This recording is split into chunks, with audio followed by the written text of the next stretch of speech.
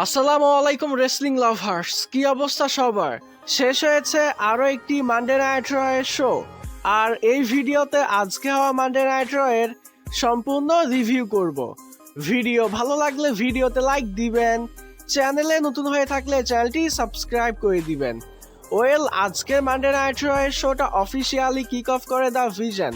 পল Hemen, Logan Paul এবং Austin theory তিনজনেই রিংয়ের মধ্যে আসে। কথা স্টার্ট করে পল হেমেন বলে যে আজকে মানডে নাইট রয়ের শোটা অন্যরকম ভাবে শুরু হতে পারতো, যেখানে আমরা এসে সবাইকে মানডে নাইট শোতে ওয়েলকাম করতে পারতাম। তবে না, আজকে মানডে নাইট রয়ের সম্পূর্ণ শোটা ডেডিকেট করা হবে সেথ রলিন্সের উপরে, বা চোর সেথ রলিন্সের উপরে, যে সবসময় ক্রেডিট চুরি করে, যে শিল্ড বানানোর ক্রেডিট নিয়েছে, দ্য ভিশন বানানোর ক্রেডিট নিয়েছে। তবে অ্যাকচুয়ালি শিল্ড এবং দ্য ভিশন দুইটার একটাও কিন্তু সেথ রলিন্স তৈরি করতে পারেনি। এরপরে এলিমিনেশন চেম্বারে যে সেথ রলিন্স এসে লোগান পলের উপরে আক্রমণ করেছিল, এই বিষয়টা নিয়ে কথা হয় যে সেথ রলিন্সের আক্রমণের কারণে লোগান পল এলিমিনেশন চেম্বার জিততে পারেনি। সে রেসলম্যানিয়াতে মেইন ইভেন্ট করতে পারবে না, রেসলম্যানিয়াতে চ্যাম্পিয়ন হতে পারবে না, শুধুমাত্র এই চোর সেথ রলিন্সের জন্য। এরপরে লোগান পল সেখানে সরাসরি সেথ রলিন্সকে কলড আউট করে একটা ফাইটের জন্য বা একটা ম্যাচের জন্য। তবে সেখানে প্রথমেই সেথ রলিন্স আসে না, সেখানে সিকিউরিটি গার্ডদেরকে নিয়ে চলে আসে অ্যাডাম পিয়ার্স সেখানে সরাসরি ক্লিয়ার করে দেয় যে দেখো, সেথ রলিন্স এখনো পর্যন্ত মেডিকেলি 100% ক্লিয়ার হয়নি, যার কারণে সেথ রলিন্স কোনো ম্যাচের মধ্যে কম্পিট করতে পারবে না। তো তোমরা এখান থেকে আস্তে করে চলে যাও, এটাই তোমাদের জন্য ভালো হবে। তো এরকম টাইপের। ঠিক এই সময়ে সেখানে চলে আসে মিস্ট্রি হুডি গাই, আর এটা ছিল প্রথম ব্যক্তি যাকে দেখে সমস্ত সিকিউরিটি গার্ডরা কিন্তু সেই ব্যক্তির পেছনে তাড়া করে। এরপরে সেখানে আরো একজন চলে আসে, মানে দ্বিতীয় ব্যক্তি, যাকে দেখে লোগান পল তার পেছনে তাড়া করে। এরপরে সেখানে আরো একজন চলে আসে, মানে পরপর তিনজন চলে আসে। 3 নাম্বার ব্যক্তিকে দেখে অস্টিন থিওরি তাকে তাড়া করে। তো রিংয়ের মধ্যে কিন্তু পল হেমেন একা পড়ে যায়। এরপরে সামনাসামনি, মানে সামনে দিয়ে সেখানে চলে আসে 4 নাম্বার ব্যক্তি, যাকে দেখে পল হেমেন কিন্তু ভয় পেয়ে যায় এবং পল হেমেনের সম্পূর্ণ ফোকাস কিন্তু এই 4 নাম্বার ব্যক্তির উপরে থেকে যায়। তো পল হেমেন যখন 4 নাম্বার ব্যক্তিকে দেখে বলতেছিল যে আমার ভুল হয়েছে বা আমাকে ছেড়ে দাও এই টাইপের, ঠিক সেই সময় পেছন থেকে চলে আসে অরিজিনাল মিস্ট্রি হুডি গাই বা সেথ রলিন্স সেখানে একটা স্টিল চেয়ার নিয়ে এসেছিল। স্টিল চেয়ার দিয়ে পেছন থেকে পল হেমেনকে একটা স্টিল শট করে, এরপর একটা স্টম্প করে সেথ রলিন্স সেখান থেকে চলে যায়। আর এখানে পল হেমেন স্টম্প খাবার কারণে পল হেমেনের নাক দিয়ে কিন্তু রক্ত বের হচ্ছিল। তো এই যে ওভারঅল পুরো সেগমেন্টটা, এটা কিন্তু পার্সোনালি আমি অনেক বেশি এনজয় করেছি। সেথ রলিন্স কিন্তু এখানে মাস্টার একটা প্ল্যান করেছে। পার্সোনালি এই সেগমেন্টটা কিন্তু আমি অনেক বেশি এনজয় করেছি। এক কথায় বলতে গেলে অসাধারণ একটা সেগমেন্ট ছিল, অসাধারণ একটা স্টার্টিং ছিল। আর মজা কিন্তু এখানেও শেষ হয়নি। এরপরে আমাদেরকে ব্যাক স্টেজে আরো একটা সেগমেন্ট দেখানো হয়, যেটা কিন্তু আরো অনেক বেশি মজাদার ছিল। বিষয়টা হলো, এরপরে আমাদেরকে ব্যাক স্টেজে দেখানো হয় যে পল হেমেনকে অ্যাম্বুলেন্সে করে নিয়ে যাওয়া হচ্ছে হসপিটালে, কারণ পল হেমেনের নাক দিয়ে তখনও পর্যন্ত রক্ত বের হচ্ছিল।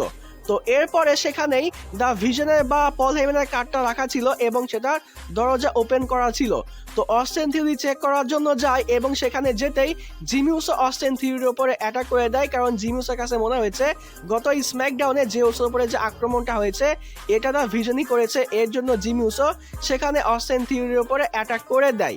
এরপরে আমাদেরকে আরো একটা মজার জিনিস দেখানো হয়, আর সেটা হলো এই যে অ্যাম্বুলেন্সে করে পল হেমেনকে নিয়ে যাওয়া হচ্ছে, এই অ্যাম্বুলেন্সের ভেতরে বসেছিল এলএ নাইট, মানে এলএ নাইটই কিন্তু এই অ্যাম্বুলেন্সটা চালাচ্ছিল। তো অ্যাম্বুলেন্সে করে এলএ নাইট পল হেমেনকে নিয়ে কোথায় যাচ্ছিল এটাও কিন্তু একটা দেখার বিষয় হবে। তো ওভারঅল এই যে ব্যাক স্টেজ সেগমেন্ট, এটাও কিন্তু পার্সোনালি আমি অনেক বেশি এনজয় করেছি। বলা যায় যে আজকে মানডে নাইট রয়ের যে ওপেনিংটা, এটা কিন্তু অসাধারণ ছিল। এরপর আমরা আজকে মানডে নাইট রয়ের প্রথম ম্যাচ হিসেবে গান্থার এবং ড্রাগন লির মধ্যে একটা ম্যাচ দেখতে পাই। তো প্রথমেই এন্ট্রি নিচ্ছিল গান্থার। তো গান্থার এন্ট্রির সময় পেছন থেকে ড্রাগন লি গান্থারের উপরে আক্রমণ করে দেয়। তবে এটা বেশি সময় চলে না, কারণ গান্থার ড্রাগন লিকে ধরে রিং সাইডে একেবারে ব্যারিকেডের উপর দিয়ে রিং সাইডে ফেলে দেয়, যার কারণে শুরুতেই ড্রাগন লি কিন্তু অনেক বেশি ব্যথা পেয়ে যায়। এরপরে কোনো রকম ভাবে ড্রাগন লি রিং এর মধ্যে যায় এবং ম্যাচটা অফিসিয়ালি স্টার্ট হয়। তো শুরুতেই কিন্তু ড্রাগন লির অবস্থা একেবারে খারাপ হয়ে গেছে, তার উপরে রিং এর মধ্যে আছে গান্থার। তো এই ম্যাচের মধ্যে ড্রাগন লি শুধুমাত্র একটাই রোল, আর সেটা হলো মার খাওয়া। এই ম্যাচের মধ্যে শুরু থেকে নিয়ে শেষ পর্যন্ত কিন্তু গান্থার ড্রাগন লিকে একেবারে ডিস্ট্রয় করেছে। হ্যাঁ, মাঝে মধ্যে ড্রাগন লি হালকা করে ফাইট ব্যাক করার চেষ্টা করে, তবে তার কাউন্টারে শুধুমাত্র কিন্তু ড্রাগন লিকে মারি খেতে হয়েছে। এই ম্যাচের মধ্যে পরপর রিংয়ের মধ্যে 2টা পাওয়ার বম হিট করে গান্থার ড্রাগন লিকে। এখানেই কিন্তু ম্যাচটা শেষ হতে পারতো, তবে গান্থার নিজেই কিন্তু পিনিংটা ব্রেক করে দেয়, যার কারণে ম্যাচটা কিন্তু শেষ হয় না, ম্যাচটা কন্টিনিউ হয়। এরপরে রিং সাইডে নিয়ে এসে এপ্রিলের ওপরে একটা পাওয়ার বম হিট করে, এরপরে কমেন্ট্রি টেবিলের উপরে আরও একটা পাওয়ার বম হিট করে। তো পরপর 4টা পাওয়ার বম হজম করে ড্রাগন লি কিন্তু একেবারে ডিস্ট্রয় হয়ে যায়। এরপরে সে যখন আরও একটা পাওয়ার বম হিট করার জন্য যায়, ঠিক সেই সময় কিন্তু ড্রাগন লি আচমকা এই ম্যাচের মধ্যে ফাইট ব্যাক করে। তার কাছ থেকে কিন্তু আমরা একটা অপারেশন ড্রাগন দেখতে পাই, তবে কোনো লাভ হয় না। রিংয়ের মধ্যে নিয়ে আসে গান্থার ড্রাগন লিকে এবং তাকে স্লিপার হোল্ডে নেয়, এবং যখন স্লিপার হোল্ডে নেয় ঠিক একই সময় সে কিন্তু ড্রাগন লির মাস্কটাও খুলে ফেলে, যার কারণে ড্রাগন লির কাছে আর কিছু করার থাকে না, সে ট্যাপ আউট করে এবং এই ম্যাচটা কিন্তু এখানে শেষ হয়ে যায়। তো বলা যায় যে একেবারে ডিস্ট্রয় করে দিয়েছে এই ম্যাচের মধ্যে গান্থার ড্রাগন লিকে। এখানে গান্থার ড্রাগন লিকে ডিস্ট্রয় করে এই ম্যাচটা জিতে নিয়েছে। এরপর আমাদেরকে ব্যাকি স্টেজে আসকা এবং কাইরি সেনের একটা সেগমেন্ট দেখানো হয়। আসকা যেহেতু এলিমিনেশন চেম্বারটা জিততে পারেনি, সে কাইরি সেনকে দোষ দিয়ে কাইরি সেনকে ধমকাচ্ছিল। আসকা সেখান থেকে চলে গেলে সেখানে চলে আসে এজেলি। এজেলি কাইরি সেনের অবস্থা দেখে সে কাইরি সেনকে কিছু একটা বলার চেষ্টা করে, তবে আসকা দূর থেকে এত জোরে কাইরি বলে চিল্লাইছে যে এজেলি পর্যন্ত ভয় পেয়ে গেছে। তো ফানি টাইপের একটা সেগমেন্ট ছিল, আমি বেশ এনজয় করেছি এজেলি, বিশেষ করে এজেলি লাফানো দেখে। তো যাই হোক, এরপর আমাদেরকে লোগান পল এবং অস্টিন থিওরির একটা সেগমেন্ট দেখানো হয়। তেমন ইম্পর্টেন্ট কিছুই ছিল না এই সেগমেন্টের মধ্যে। মূলত লোগান পল এটাই বলে অডিয়েন্স দেখে যে সেথ রলিন্স, অ্যাডাম পিয়ার্স এবং নিকল ডিস তারা বারে বারে আমাদেরকে স্ক্রু করতেছে, অথচ আপনারা তাদেরকে সাপোর্ট করতেছেন। আজকে পল হেইম্যান মার খালো, তারপরও আপনারা পল হেইম্যানকে সাপোর্ট না করে পল হেইম্যানকে বু করতেছেন, অথচ আমরা কিন্তু খারাপ মানুষ না, আমরা হলাম ভালো মানুষ, আমরা হলাম গুড পারসন, এমনটাই এখানে লোগান পল বলে। এরপরে অস্টিন থিওরি জিমি উসোকে নিয়ে কথা বলে। ওই যে আজকে মানডে নাইট রয়ের শুরুর দিকে জিমি উসো অস্টিন থিওরির উপরে অ্যাটাক করেছিল, তো এই সেগমেন্টের মধ্যে মূলত এই বিষয়টাই কনফার্ম করার জন্য এসেছিল যে আজকের মানডে নাইট রোতে আমরা জিমি উসো এবং অস্টিন থিওরির মধ্যে ম্যাচ দেখতে পাবো। তো এই সেগমেন্টের মধ্যে মূলত এই বিষয়টাকেই কনফার্ম করা হয়েছে, তেমন ইম্পর্টেন্ট কিছুই ছিল না। এরপর আমরা আজকের মানডে নাইট রোতে এজেলির একটা সেগমেন্ট দেখতে পাই। এজেলি রিং এর মধ্যে আসে, সে যেহেতু নতুন ইন্টারকন্টিনেন্টাল চ্যাম্পিয়ন হয়েছে, তো এটা সেলিব্রেশনের জন্যই মূলত সে রিং এর মধ্যে এসেছে। তো এজেলি এখানে বলে যে অলমোস্ট 12 বছর পরে আমি একটা সিঙ্গেল ম্যাচের মধ্যে কম্পিট করেছি। অনেকেই সন্দেহ করেছে যে আমি হয়তো বা আগের মতো নেই, তবে আমি প্রমাণ করে দিয়েছি যে আমি এখনো পর্যন্ত বেস্ট পারফর্মার।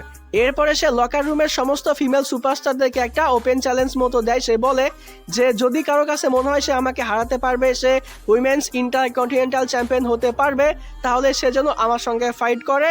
এবং সে এটাও বলে যে এরপরে সে দ্বিতীয়বার যখন রিংয়ের মধ্যে আসবে সে কিন্তু তার উইমেন্স ইন্টারকন্টিনেন্টাল চ্যাম্পিয়নশিপটা ডিফেন্ড করবে।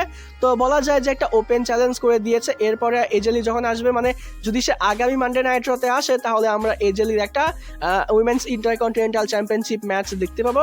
সে নিজেকে ফাইটিং চ্যাম্পিয়ন বলে। তো এরকম টাইপেরই একটা সেগমেন্ট আমরা এজেলির কাছ থেকে দেখতে পাই।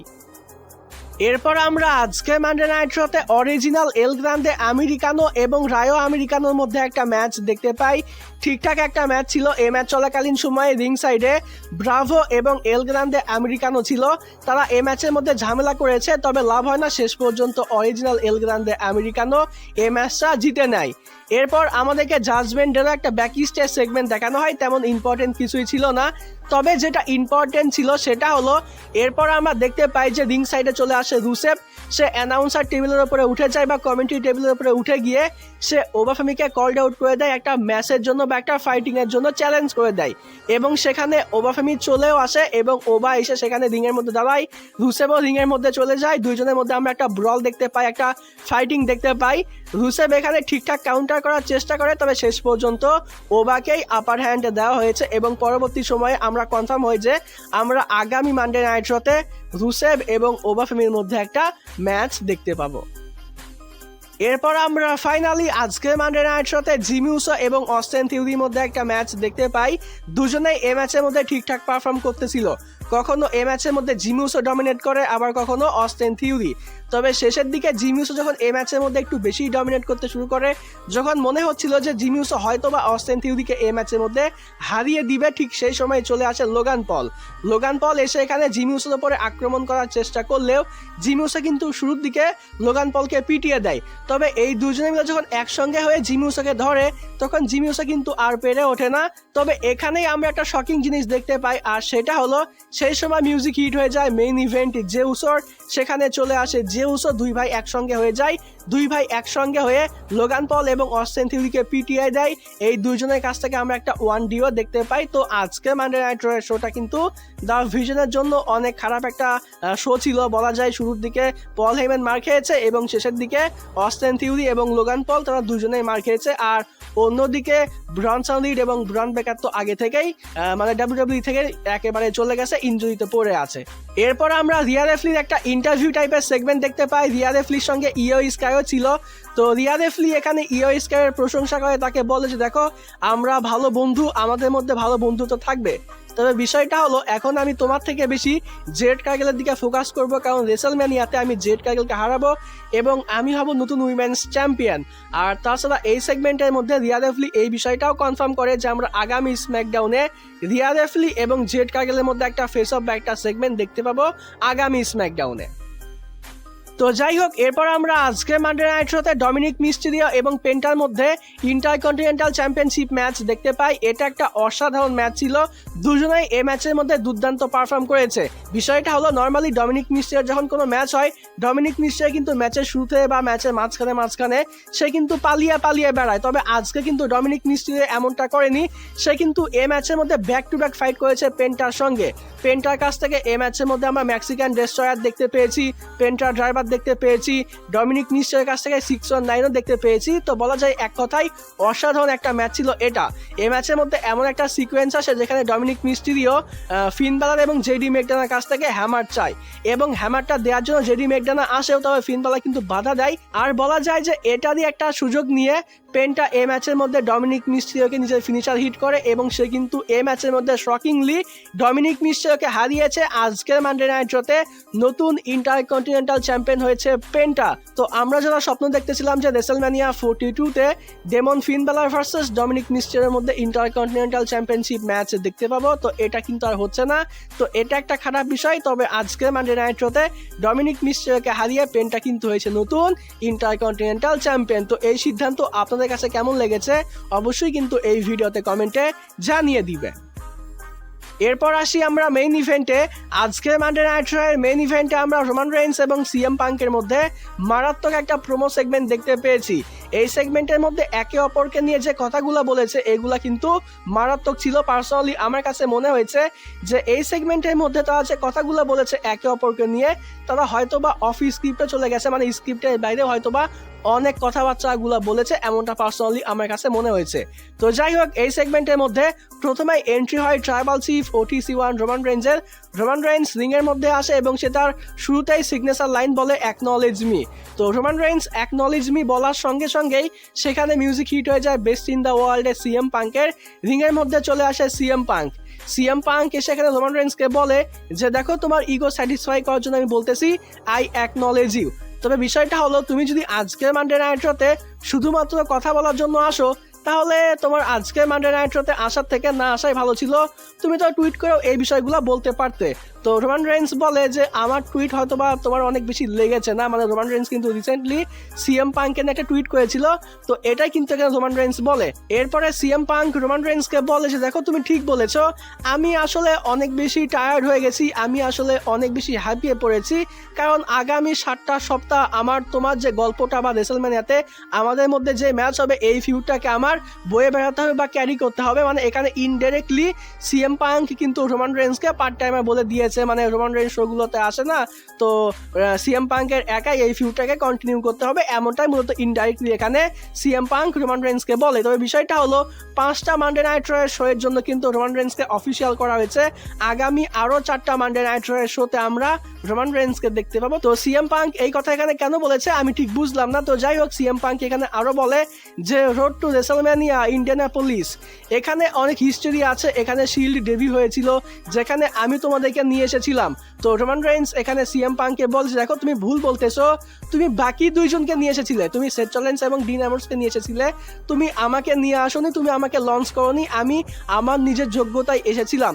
তো সিএম পাঙ্ক এখানে বলে যে মেবি হয়তো বা আমি তোমাকে পিক করিনি, তবে তুমি কিন্তু আমাকে পিক করেছো। আর এই যে তুমি বারে বারে বলো যে তুমি আমাকে হেট করো, তুমি আমাকে পছন্দ করো না, তবে তুমি কিন্তু অ্যাকচুয়ালি আমাকে নিয়ে ভাবো। তোমার মাথার মধ্যে সবসময় আমার বিষয়টা নিয়েই ঘোরপাক খায়, তুমি সবসময় আমাকে নিয়েই ভাবো। তো এখানে এরপরে রোমান রেইন্স জবাব দেয় যে দেখো, তোমাকে নিয়ে সত্যি কথা বলতে আমি ভাবি না, আমার ভাবতে হচ্ছে।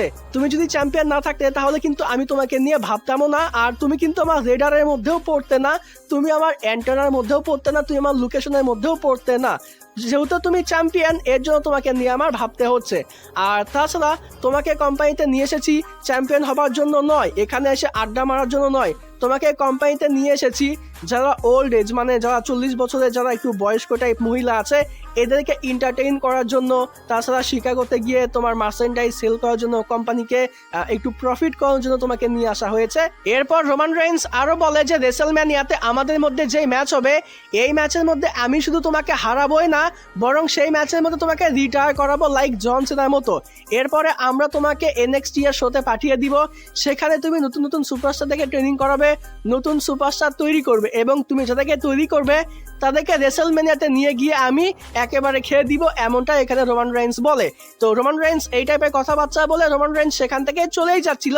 পেছন থেকে সিএম পাঙ্ক রোমান রেইন্সের হাত টেনে ধরে এবং তাকে বলে যে তোমার কথা বলা শেষ হয়েছে, তুমি ডান হয়েছো, তাহলে এবার আমি কথা বলি। তো বিষয়টা হলো এই যে তুমি বলো যে আমরা আমরা আমরা, তোমার সঙ্গে তো আমি কাউকে দেখতেছি না, তুমি কি পকেটে করে কোনো সামানকে নিয়ে এসেছো? দেখো তুমি কিন্তু একলা আছো, তুমি বাসে করে একলা এসেছো, তোমার সঙ্গে কেউ নেই, তোমার কাজিনরা তোমার সঙ্গে নেই, তোমার ওয়াইজ ম্যান তোমার সঙ্গে নেই, তুমি কিন্তু একলা। আর সব থেকে বড় কথা হলো তুমি কি বললে যে তুমি রেসেলম্যানিয়াতে আমাকে রিটায়ার করাবে, বরং রেসেলম্যানিয়াতে আমি তোমাকে বাড়ি করে দিব, আমি হলাম চ্যাম্পিয়ন, রেসেলম্যানিয়াতে আমি মেইন ইভেন্ট করব, নেটফ্লিক্স এখানে এটা আমার শো। তো রেসেলম্যানিয়াতে আমি তোমাকে একেবারে বাড়ি করে দিব, তোমাকে আমি একলা করে দিব। তবে তোমাকে আমি একেবারে একলা করে দিব না, তোমাকে যখন আমি একেবারে বাড়ি করে দিব রেসেলম্যানিয়াতে, তখন তোমার সঙ্গে একজন থাকবে, আর সেটা হলো তোমার বাবা। তো এখানে সিএম পাঙ্ক কিন্তু রোমান রেইন্সের বাবাকে নিয়েও কথা বলেছে। আমরা সকলেই জানি যে কিছুদিন আগে রোমান রেইন্সের বাবা মারা গিয়েছে, তো এই বিষয়টাকেও কিন্তু এখানে সিএম পাঙ্ক মেনশন করেছে। তো পার্সোনালি আমার কাছে মনে হয়েছে যে এটা হয়তো বা সিএম পাঙ্ক একটু বেশি বেশি বলেছে, এটা হয়তো বা স্ক্রিপ্টের মধ্যে ছিল না, তো এরকম টাইপের। তো ওভারঅল এই যে সেগমেন্টটা, প্রথমের দিকে রোমান রেইন্স আপার হ্যান্ড নিলেও শেষের দিকে কিন্তু সিএম পাঙ্ক এখানে রোমান রেইন্সকে একেবারে ডিস্ট্রয় করেছে তার কথার মধ্য দিয়ে। তো ওভারঅল এই সেগমেন্ট এবং আজকের মানডে নাইট র শোটা আপনাদের কাছে কেমন লেগেছে অবশ্যই এই ভিডিওতে কমেন্টে জানিয়ে দিবেন। ভিডিও ভালো লাগলে ভিডিওতে লাইক দিবেন, চ্যানেলে নতুন হয়ে থাকলে চ্যানেলটি সাবস্ক্রাইব করে দিবেন। আজকের মতো এখানেই বিদায় নিচ্ছি। যাবার আগে একটি কথাই বলতে চাই, যদি রেসলিং ভালোবাসো তাহলে আমরা সবাই এক টিম।